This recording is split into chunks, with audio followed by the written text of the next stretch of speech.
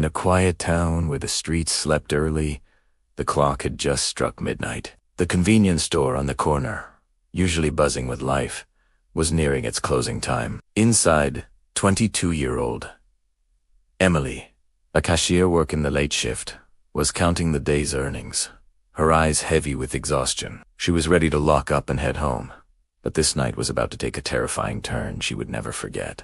Unbeknownst to her, 3 men were watching from the parking lot across the street. Their faces were half hidden under hoodies, and their intentions were anything but good.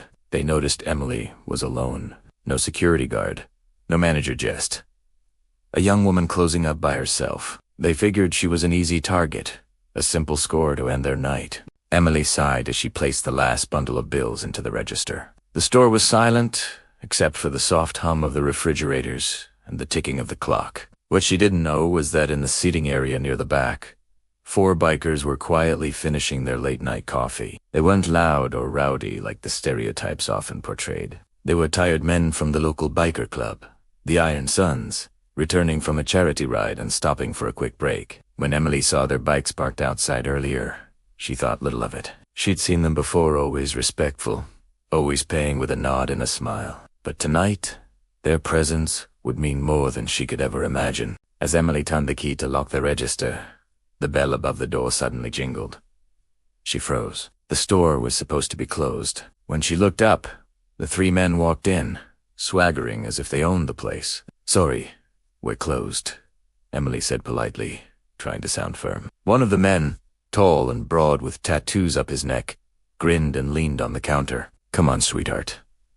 We just need a couple of things. Won't take long."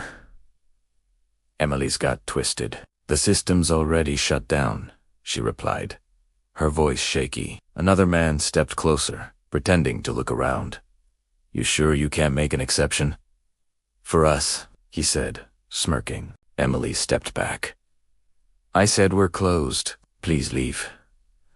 That one word, please, was all they needed to sense our fear. The leader's grin widened. "You're a polite one, huh? We just want to talk. You don't gotta be so rude." He reached across the counter, grabbing her wrist. Emily gasped and tried to pull back. "Let go of me." But before she could scream, the man tightened his grip. "Relax. We ain't gonna hurt you. Unless you make us." That's when a deep voice rumbled from behind the aisles. "You boys sure you want to do that?"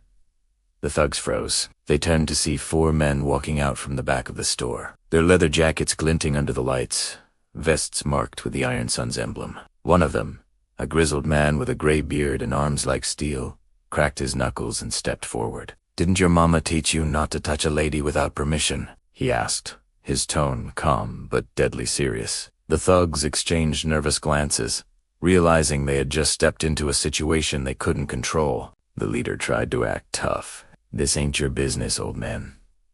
Walk away." The biker chuckled. "Oh, son, it became my business the second you grabbed her." Another biker moved to the side, blocking the door. "Store's closed, right?" he said, grinning at Emily.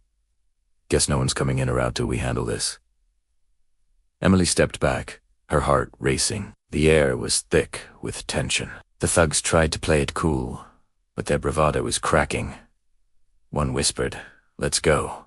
Man, they're bikers." But the leader wasn't ready to back down. "What? You scared of a few old guys in leather?" The gray-bearded biker stepped closer until he was nose-to-nose with the man. "Old guys. You'll be lucky to walk out before you find out how old we fight." The thug shoved him. That was the last mistake he made.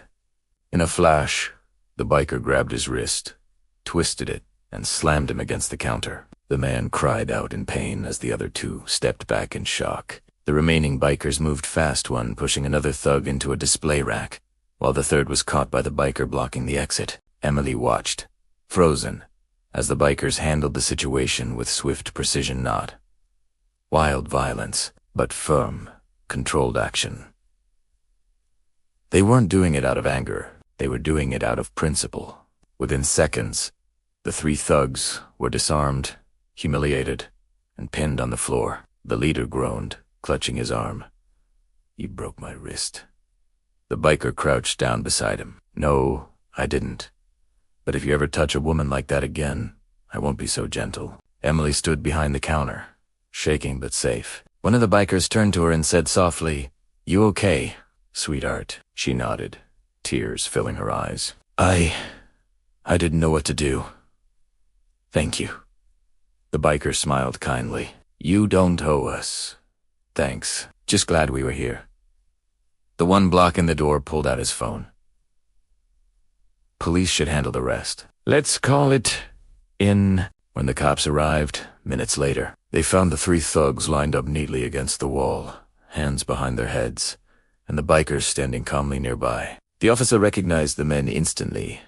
They were small-time troublemakers, known for harassing women around town. But this time, they'd picked the wrong target. Guess you boys had a rough night, the officer said, cuffing them. Just a misunderstanding.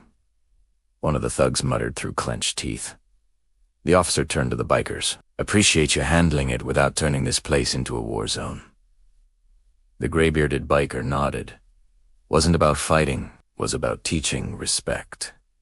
After giving their statements, the bikers stayed until Emily finished locking up. She insisted they didn't have to, but they refused to leave her alone. When she finally stepped outside, the night felt less cold. The rumble of their bikes echoed in the empty street, and for the first time all evening, she smiled. Thank you, she said again, her voice trembling. I really mean it.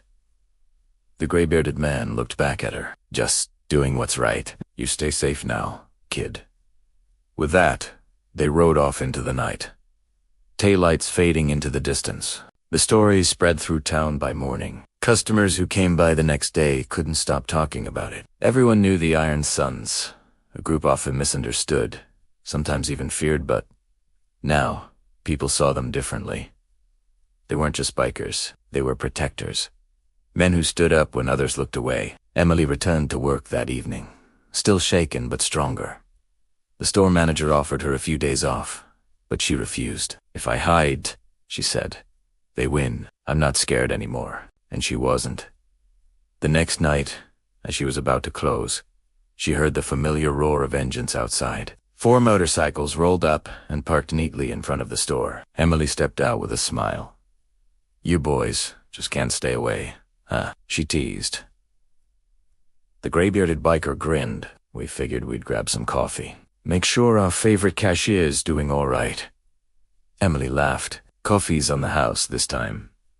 They spent the next hour talking like old friends, laughing, sharing stories, and joking about the chaos from the night before. For Emily, it was more than comfort. It was a reminder that sometimes good people come from the most unexpected places. As the bikers rode off again, Emily watched them disappear into the night with gratitude in her heart. She'd faced danger, fear, and helplessness, but she'd also witnessed courage, honor, and justice. And somewhere deep down, she knew that if trouble ever came knocking again, she wouldn't be alone, because the Iron Sons were still out there, engines roaring, eyes open, making sure that no one ever laid a hand on the innocent again. In a world full of people who look away, they were the kind who stayed behind just in case someone needed them. That night, Emily locked up the store one last time and whispered to herself, not all heroes wear capes. Some wear leather.